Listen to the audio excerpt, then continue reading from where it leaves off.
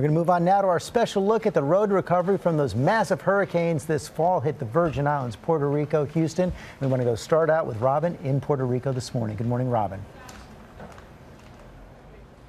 Good morning, George and Amy. It has been 54 days since Hurricane Maria slammed into Puerto Rico, and more than half of the island is still without power. Thousands still don't have access to drinking water, and that's why places like this, the World Central Kitchen, they're making such an impact in hard-hit communities. These volunteers serving and delivering thousands of meals all across Puerto Rico.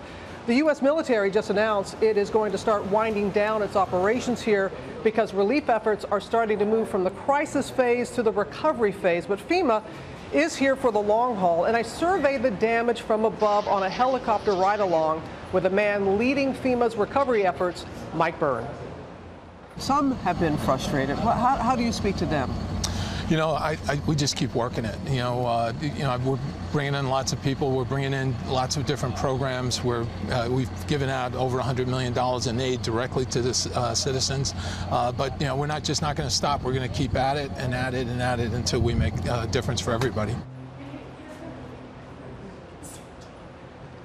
And I have to say, being in that helicopter and surveying much of this island, you can see in those remote areas the desperation is still there, and it's really mind-boggling.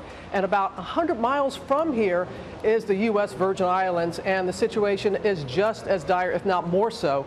Residents there, they suffered a 1-2 punch. First, a direct hit by Irma, 2 weeks later, Maria, and by the way, both were Category 5 hurricanes when they made landfall there. So many homes are completely destroyed, many people having to rebuild from scratch, and I had the opportunity to really look at the damage up close this weekend, and I have some incredible stories of survival and recovery, and we're going to share the Virgin Islands story coming up in our next half hour. Michael is in Houston, his beloved hometown. He went to witness destruction right after Harvey. And Michael, how are things going there now? Good morning.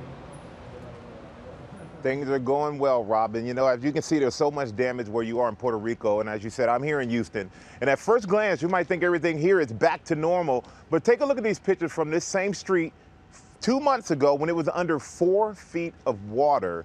But I want to show you what a real problem lies for so many people here in this area. I'm going to take you for a walk inside of this house. And this house is one of 136,000 homes like this in Houston.